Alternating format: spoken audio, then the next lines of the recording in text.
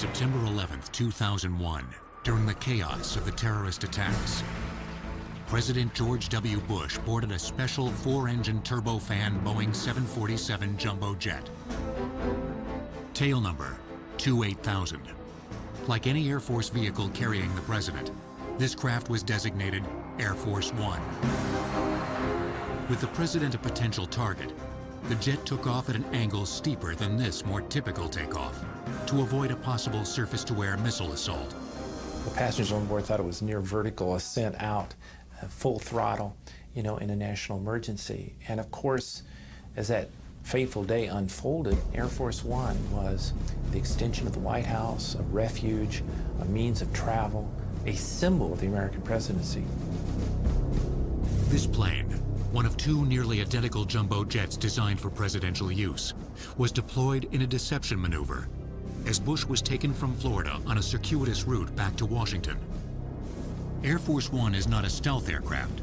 Still, had it come under attack, the pilots would have had at their disposal certain defensive measures. There is a passive anti-missile defense system in the tail of the aircraft that is designed to defeat infrared missiles by emitting a heat source that produces more heat than the exhaust of the aircraft engines. A decoy system can fool the missile and draw the missile away from the aircraft. Civilian analysts also speculate that Air Force One is insulated against microchip damaging EMPs, or electromagnetic pulses, like those produced by a nuclear blast. The purpose, of course, is for Air Force One to be able to fly in wartime, including nuclear wartime, and to be able to carry the president. Much of this is shrouded in secrecy, but we know such systems exist, and they would represent the very state of art when it comes to providing defensive capabilities for an airplane. Lay experts strongly believe that Air Force One does not have offensive weapons. After all, it is in the end a transport airplane, and it is not a weapon of war, although it can be a wartime command post. Air Force One can fly at speeds approaching 630 miles an hour, as high as 45,000 feet above the Earth. This 800,000-pound, 231-foot-long jet contains some of the most advanced communications equipment in the world, including encryption and scrambling devices for secure links to the ground. There are also 85 phones, including secure lines and two-way radios, plus fax machines, 19 televisions, and computer ports. A conference room and private presidential suite, plus a galley capable of preparing 2,000 meals, keep the president a functioning chief executive miles above the Earth's surface. An operating room next to an emergency room can handle medical crises.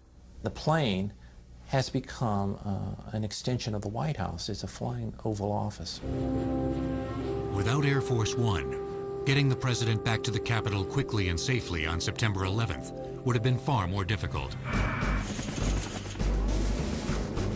All presidential movers are designed to keep the president safe, and by extension, our government working.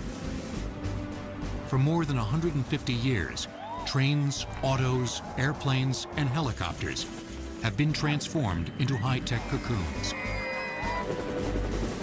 We need to safely transport the most powerful person in the world, but these vehicles have become potent symbols themselves of the office they serve.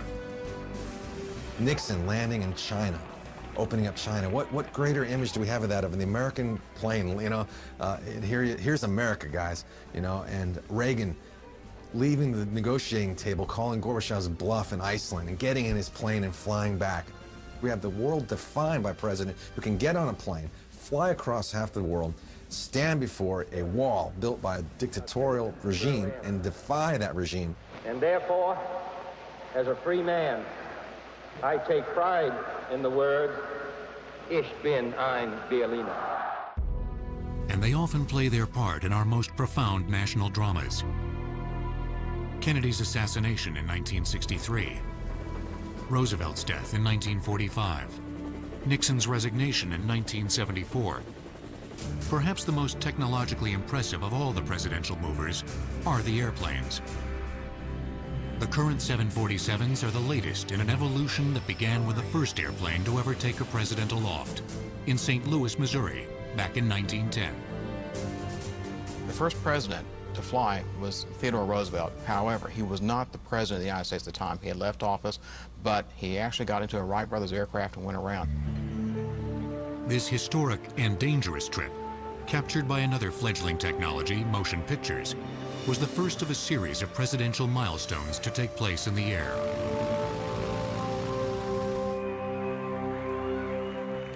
Another Roosevelt was the first presidential candidate to fly during a run for office. When 1932, Franklin Delano Roosevelt flew on a Ford Trimotor from Albany, New York, to Chicago to accept the nomination of the Democratic Party. And this was really an extraordinary event.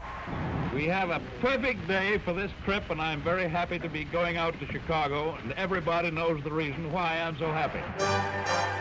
Breaking precedent, Roosevelt became the first candidate to accept his party's nomination in person.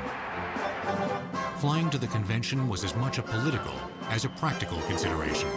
Maybe he also saw the sense of modernity with flight, you know, descending in Chicago as this redemptive figure who's going to lead the United States out of the dark days of the Great Depression.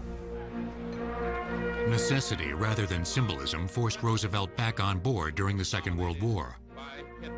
In January of 1943, a full 11 years after his trip to Chicago, he became the first sitting president to fly, traveling to a conference in Casablanca in a Boeing 314 Clipper seaplane. The journey took 90 hours in flying time round trip and covered over 17,000 miles. The secrecy was such that the crew of the Dixie Clipper only knew that a Mr. Jones, who was passenger number 1, was going to board the Dixie Clipper for the flight. But they were escorted by fighters, and they made this arduous trip down to Brazil, and then they crossed the South Atlantic to British Gambia, and then he was transferred to a C-54 4-engine transport that flew him to Casablanca. Roosevelt's appearance in Casablanca allowed him to engage in personal diplomacy with his Allied counterparts at a crucial stage in the war. In December of that same year, he flew to Tehran on a C-54 Skymaster. Clearly, the president needed a plane at his disposal, and a Skymaster was soon converted for his use. Now, this aircraft had special features. It has an armor-proof window, so if the president wants to look out the window, he certainly can. It also has accommodations to carry a large number of people. They have extra gas tanks built into the aircraft to extend the range of the aircraft. The most significant modification to the plane acknowledged another, less publicized presidential mover: Roosevelt's wheelchair. They build an elevator into the back of the airplane. This way, President Roosevelt's wheelchair can be rolled onto the elevator. He can be raised into the aircraft. Roosevelt used his C-54, unofficially nicknamed the Sacred Cow, only once, in February of 1945, traveling to an Allied conference at Yalta on the Black Sea. Harry S. Truman inherited the plane 2 months later, upon Roosevelt's death. He flew to Potsdam, Germany, for the last of the wartime conferences in July of 1945. And Truman routinely conducted business on board the presidential aircraft. He signed the National Security Act of 1947, which created the Defense Department, the Air Force, and the CIA, among many other things. And it was an example of conduct of presidential business while flying. Aviation technology had advanced rapidly by the time Truman was signing laws in midair, and the Sacred Cow had been replaced by a new DC-6 with a pressurized cabin. This is an important step up in technology because this airplane was larger, had greater range, and really represented a new level of flying comfort for the president. And the livery of this plane, the Independence, was unique. It has the stylized look of an eagle. You know, the cockpit nose looks like the beak of the eagle and the feathers going down the fuselage and so forth. Had a real exotic look to it. Maybe a little too exotic. Early color photos of the livery or external appearance of the plane reveal a yellow paint scheme that was soon changed. President Truman's aircraft, the Independence, had in the nose a weather radar designed to help it navigate. And paint can and does interfere with radar, and it is very possible that the color of the nose of Truman's airplane was changed so that the weather radar on the plane would work better. The Independence flew Truman to Wake Island in October of 1950 to confront General Douglas MacArthur, who refused to follow administration policy in Korea. This presidential journey began one of the greatest crises of Truman's presidency, which culminated in his firing MacArthur. Upon his election in 1952, Dwight Eisenhower became the first president who knew how to fly a plane. The Air Force kept ahead of the technology curve by transforming a new Lockheed 749 Constellation into the official presidential plane. Upgraded in 1954 to a Super Constellation, these planes were the first presidential aircraft with a private presidential suite and a conference table. The Columbine 3, which is the one that's on display at the United States Air Force Museum, this aircraft had the latest in technology available for the President of the United States. He could make a telephone call from the airplane and be connected to someone on the ground. Plus, he had a teletype machine. Despite the improved technology on board Columbine 3, the piston-driven Constellations were far behind the new jet-powered aircraft that were overtaking the commercial airline industry in the mid-1950s. The Office of the President of the United States needed the biggest, fastest, most advanced plane available. In 1959, President Eisenhower would become a presidential traveler on the first in a line of presidential jets.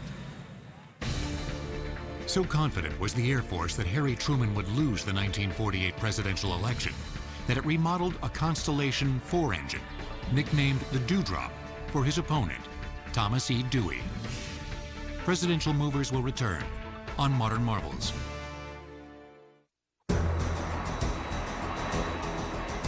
Today's Air Force One jumbo jets are the latest in a series of jet-powered aircraft that began in the late 1950s.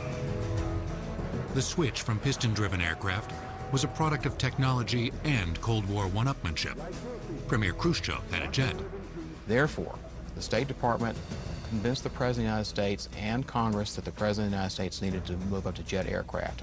The aircraft was a Boeing 707, known to the military as a C-137A. It was not built and earmarked specifically for presidential travel, but Eisenhower flew on this aircraft.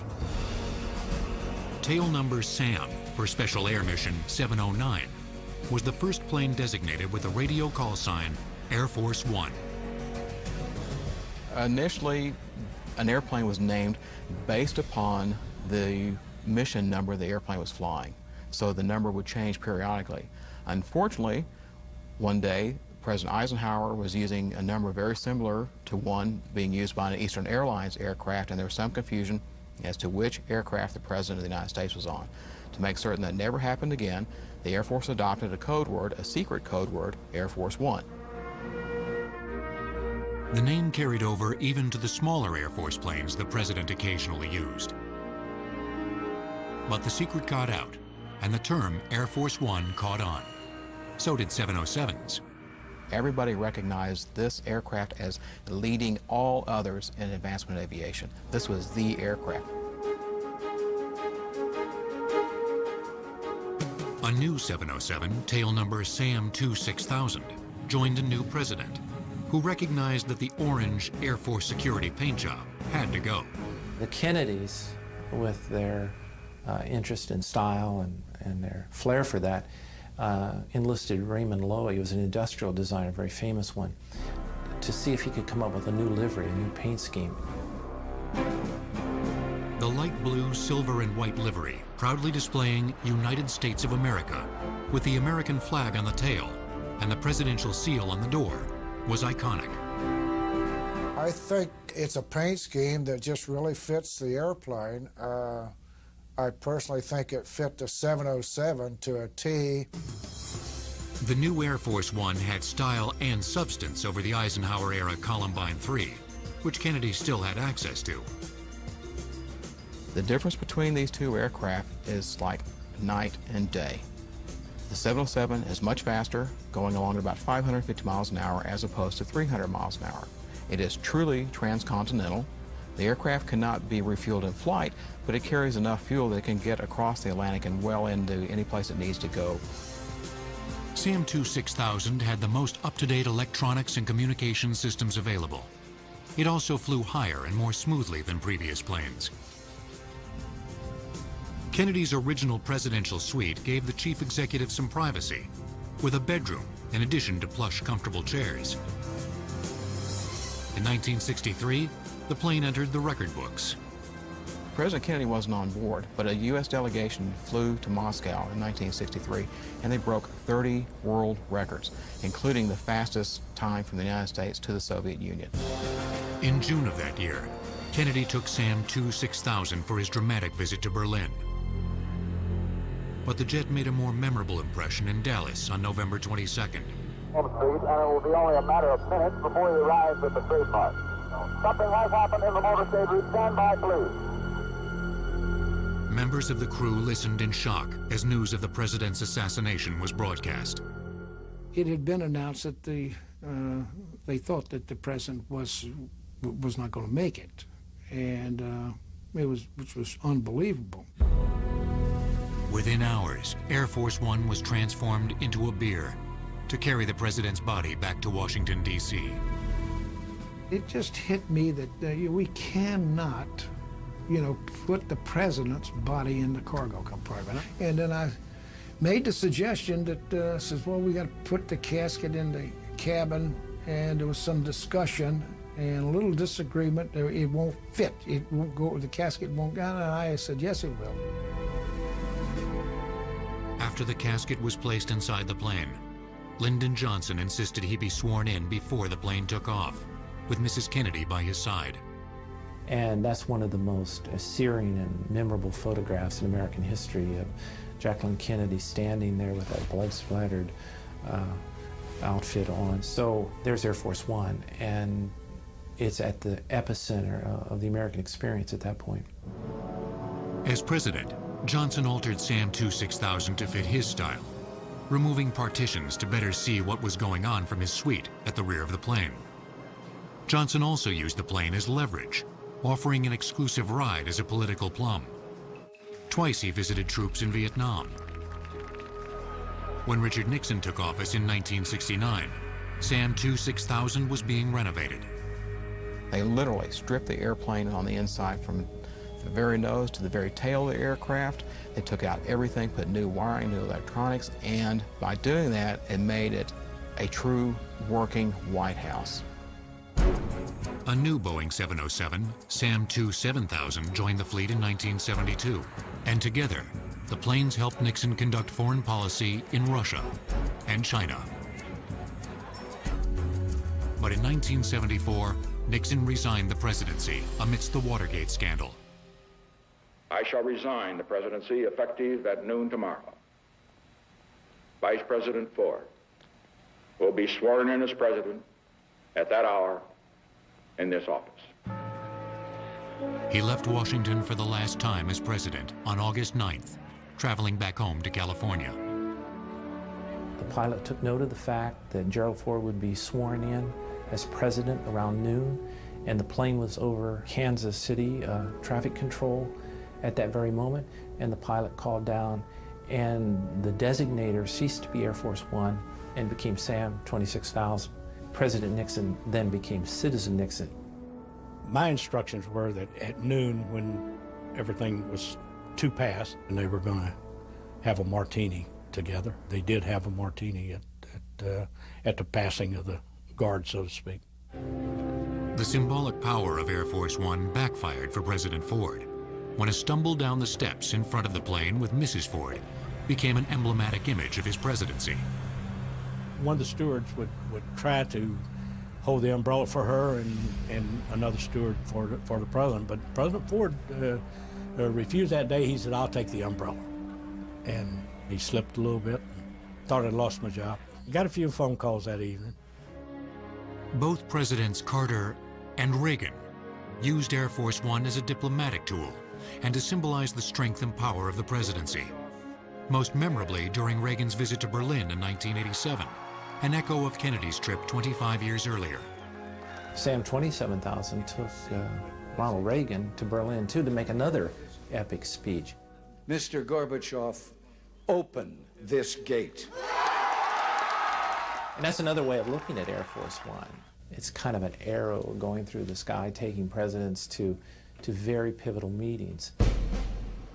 By the end of Reagan's term, Air Force One needed an upgrade, and he signed the order for the current 747s. Good heavens. Oops, I'm sorry. Roomy setup. I just want to peek. Sure. Isn't this beautiful? See the hot tub? Delivered after the Reagan term, they have served Presidents Bush Sr., Clinton, and George W. Bush.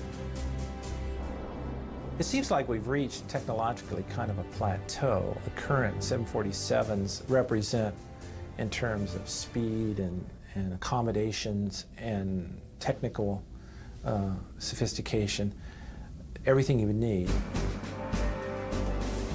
More than any of the other vehicles that transport the President of the United States, Air Force One has become an extension of the President's power and influence.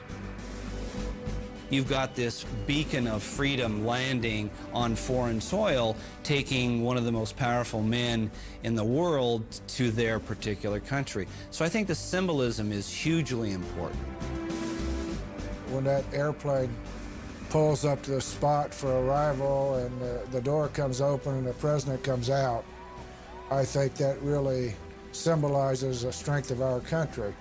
Obviously, we have many symbols of strength in the country, but I don't think any show more strength than Air Force One. Long before Air Force One was sending presidents all over the world in the comfort of a flying office, chief executives got by with less efficient modes of transportation. For the first presidents, the horse and carriage represented the pinnacle of speed and comfort. The total cost of both of the Air Force One jumbo jet 747s, including all the top secret equipment, plus a specially designed hangar, is over $500 million. Presidential movers will return on Modern Marvels. The revolution in transportation over the last century has allowed the president a variety of options: planes, trains, and automobiles that simply didn't exist in 1789. For George Washington, transportation wasn't all that different from that of the Roman emperors, and it invariably involved horses. He went up and journeyed through New England with Thomas Jefferson. And he did this in his diaries. He talks about how he was there not for his own personal benefit or enjoyment. He just wanted the country to share the experience of him as president. Most early presidents, however, kept near the capital. James Monroe was an exception. In 1817 and 1819, he made 2 arduous carriage journeys through the North and South to inspect defenses.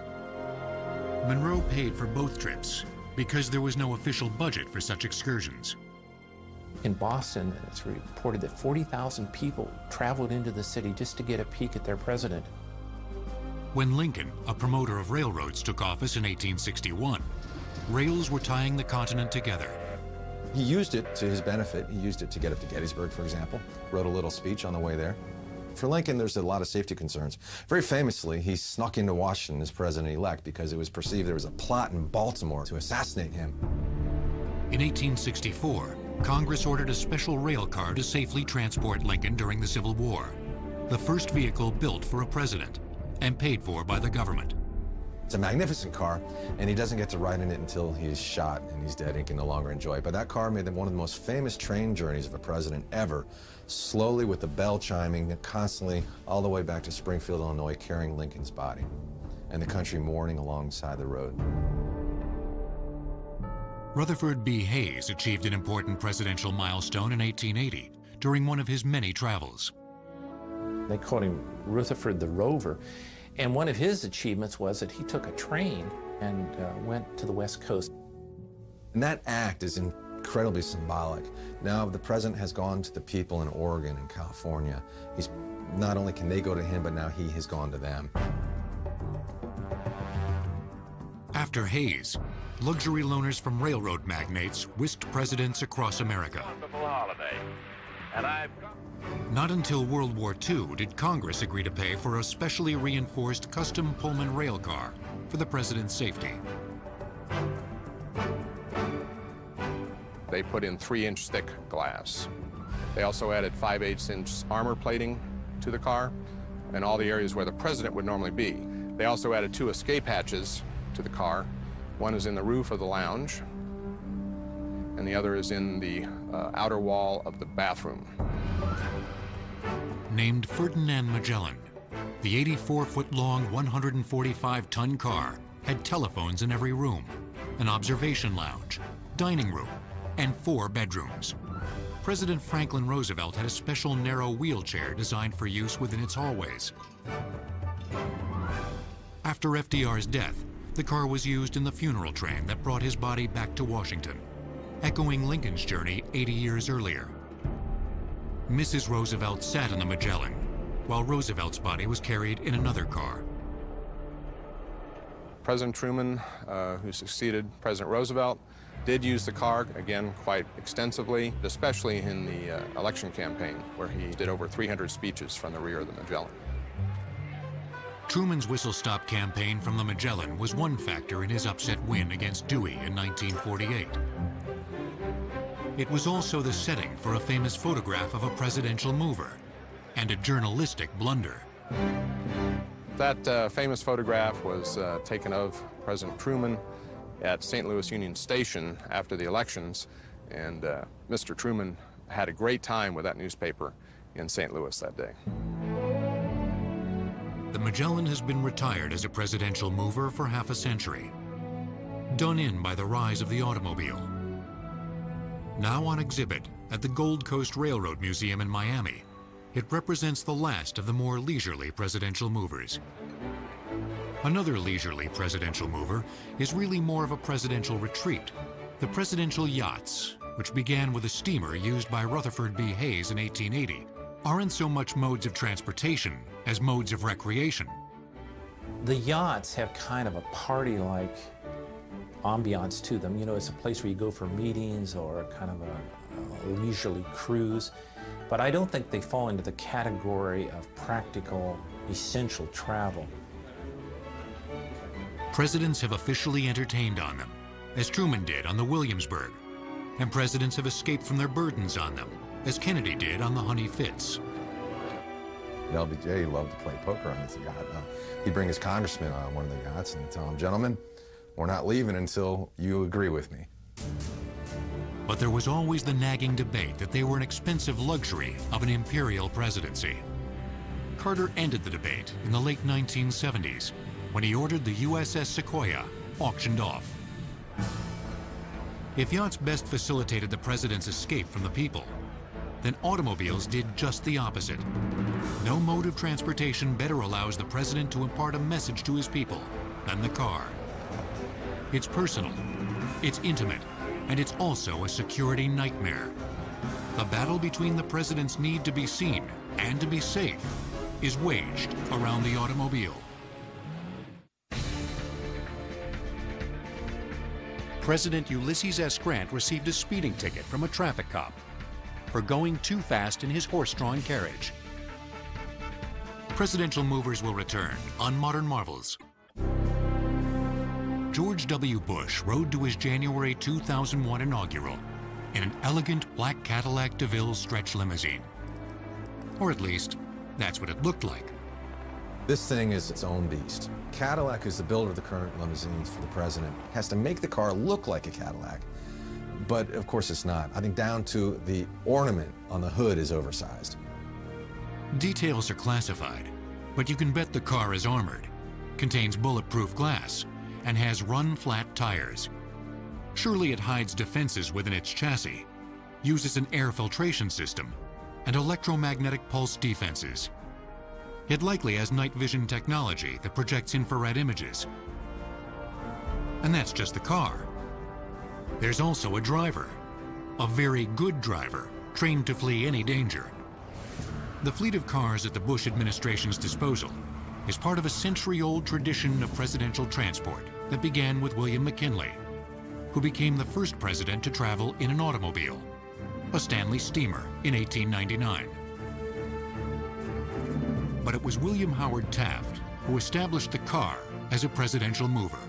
He convinces Congress to authorize within the normal $25,000 travel appropriation, which authorizes expense upon horses and carriages that Roosevelt had. He gets Congress to change that to include and automobiles.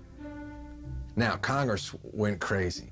Well, the winning argument, was said to be the winning argument, was that it would be cruelty to animals to have Taft be carried around by a horse. But really, the winning argument was that the president wanted these automobiles, and the president was going to get them. Due in part to Taft's endorsement, the auto industry doubled production during his first year in office.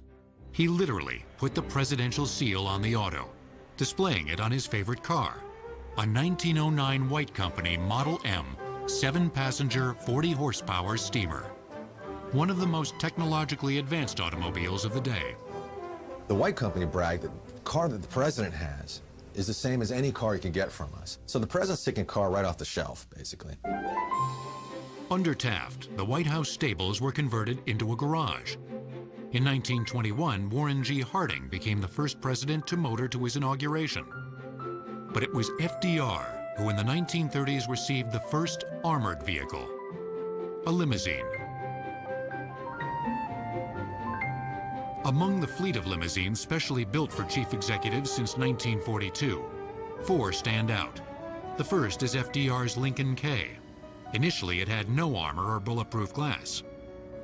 It was after Pearl Harbor that the car was armor-plated, although it never had a permanent roof. And Franklin Roosevelt enjoyed very much riding with the top down.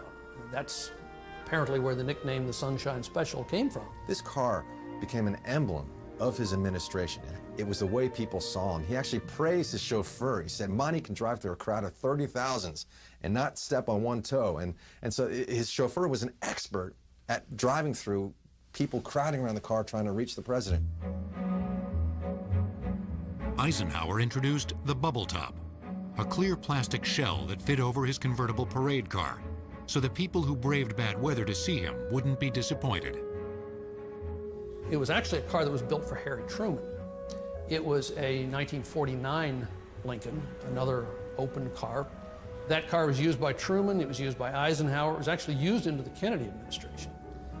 That car was completely un-armor plated, no bulletproof glass, no armor, no nothing. At that time in American history, the president's political necessities trumped his security requirements.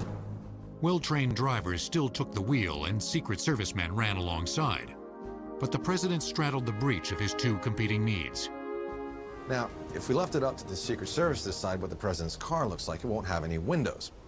Windows are a safety concession to politics. The Secret Service, of course, wants to keep the president hermetically sealed, and there's a constant tension there. The most famous presidential limousine of all graphically illustrated this point. The car, a 4-ton Lincoln Continental Stretch X100, cost the government nearly $195,000 to retrofit for President Kennedy. It was one of 131 vehicles in his fleet.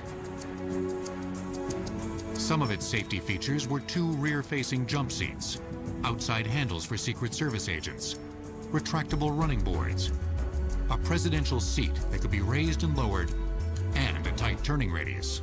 And as we see in 1963, if you take the roof off, it all comes to nothing. John F. Kennedy was assassinated as he sat in his unarmored Stretch X100, caught between politics and safety. Rarely has a single event had such far-reaching impact. The Secret Service was in a quandary. They now demanded that the president have an armored car. And they had a choice. They could either build a brand new car, or they could modify the existing car. The reason the Secret Service rebuilt the Stretch X-100 rather than order and customize a new one was cost. After the Warren Commission examined and documented it, the car was released to the Secret Service. It still cost $1 million to renovate, including a $125,000, 1,500-pound windshield of bulletproof glass. They stripped the car down mechanically. They welded on a permanent armor-plated roof. They armor-plated the body. They armor-plated the doors all around the passenger compartment, underneath the car. They had an early version of run-flat tires. It has communications systems and radios and such inside so that you can communicate with the Secret Service and the helicopters up above. So it was a thoroughgoing rebuild of the car. It continued to serve Presidents Johnson, Nixon, Ford, and Carter. President Nixon even cut a hole in the roof so he could stand up and wave to crowds, thoroughly compromising all of the reinforcements added after the Kennedy assassination. The last of the 4 famous historical presidential limousines was built for Gerald Ford in 1972. Weighing in at 13,000 pounds, it could resist a grenade thrown beneath it. It's come to be called the Reagan car because it was the car that Ronald Reagan was getting into when he was shot.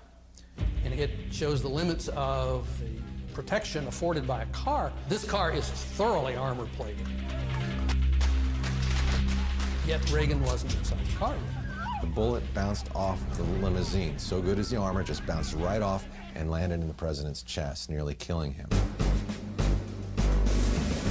The Reagan car joins the Sunshine Special, the Bubble Top, and the Kennedy Limo on display at the Ford Museum in Dearborn, Michigan. But the president isn't limited to autos for short trips. There's also Marine One, the most technologically sophisticated helicopter in the world. Despite its $200,000 cost in 1961, the Ford Motor Company leased the Kennedy limousine to the White House for only $500 per year. Presidential movers will return on Modern Marvels. The current Marine One helicopter is the most agile of all the presidential movers, able to lift off from an airport tarmac and place the president back home on the lawn of the White House. President Eisenhower ushered in presidential helicopter travel on July 12, 1957, in an attempt to simplify short trips to places like Camp David without involving the fleet of presidential limousines. The first presidential helicopter was a Bell H-13. That's the military version of the bubble-topped helicopter you see on the intro to MASH. There was very little space on the inside, and the Secret Service felt that it really wasn't safe for the president. Eisenhower's 2-man H-13 was quickly replaced by a more spacious Sikorsky H-34C, which could accommodate half a dozen passengers. Perfect for traveling the 70 miles to Camp David. It didn't require motorcades or stop traffic, and it was twice as fast as a limousine. Eisenhower saw the practicality of helicopters for short shuttle flights, and he liked the way you could get in and out of a place. And you think of the security measures, if you go by helicopter, that it arguably is more secure than moving in limousine across the landscape. But some presidential guests were leery. Soviet Premier Khrushchev refused Eisenhower's invitation for a ride during his United States visit in 1959. He really thought that this might be an effort to get him up in a helicopter and just crash the helicopter and get one major problem for the United States out of the way. But then, to his surprise, President Eisenhower indicated he was going to go too. And so then Khrushchev immediately backed, oh, well, fine, I'm ready to go. Under Kennedy, the presidential choppers were the Sikorsky VH-34As, also known as H-3s. The H-3 airframes were in service until 1975. It's probably one of the best-known helicopters today. It was also one that's been around the longest. The 3A had an amphibious hull, so it had a capability of landing and taking off from the water for short periods of time. The rotor path on the 72-foot-long craft had a 62-foot diameter. It sported two 1,400-horsepower engines. The cockpit had a large window with 2 large reclining chairs, and the navigational system and radios were the best available at the time. In the presidential cabin, they had the bench area where about 5 people in those days could sit. And then behind the presidents in the next compartment, we had a small latrine. They also had a small galley aboard the plane. Marine One usually cruised at 135 miles per hour, roughly 1,000 feet in the air, for flights that lasted between 30 minutes and an hour. Kennedy even enjoyed showing his family how the choppers worked. As the co-pilot was checking over around the helicopter, he looked up and he saw the tail rotors winging, flapping back and forth.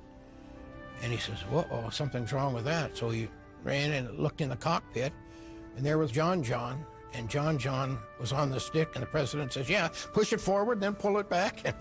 So then the pilot says, "Mr. President," he says, "anything I can help you with?" He says, "No, we're getting along fine."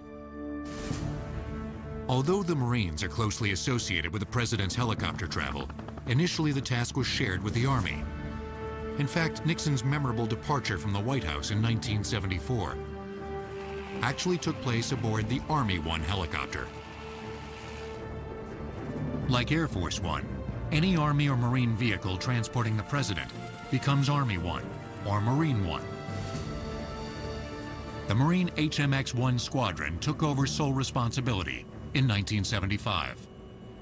They bought additional new H-3s. Those are still in service today. The differences are some technology improvements with the rotor head and so on, and vibration dampening, and power plants have improved. General Electric makes those power plants.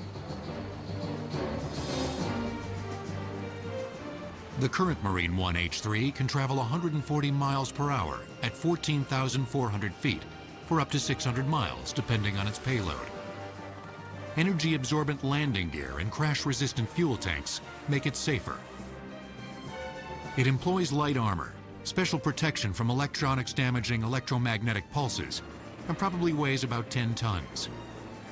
But most information about the craft is top secret. But we do know that the 4-person crew can serve 15 passengers.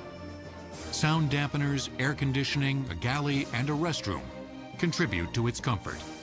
It has 2 1,500 horsepower General Electric turboshaft engines, but it can stay in the air with only one functioning. It's the smoothest, I believe, I'm prejudiced, the smoothest helicopter ride you could have, certainly the most comfortable and most quiet. The president also has a smaller, modified Sikorsky Blackhawk, which can resist an attack from 23mm shells while traveling at speeds approaching 180 miles per hour. 4 crew members and 8 passengers can travel up to 445 miles, carrying over 20,000 pounds.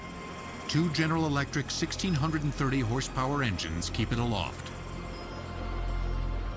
Although Marine One offers the convenience of quick, short flights that avoid traffic and the logistical challenges of presidential ground transport, its greatest asset is its ability to remove the president from danger faster than any other presidential mover. Marine One would very quickly get to the president and move him away from that concern or threat, or move him to a medical facility if that, God forbid, if that happened. Marine One, like all presidential movers, has its utilitarian purpose. Each presidential mover gets the president from here to there. But they are more than just vehicles. They help presidents make history. And occasionally, they make history themselves.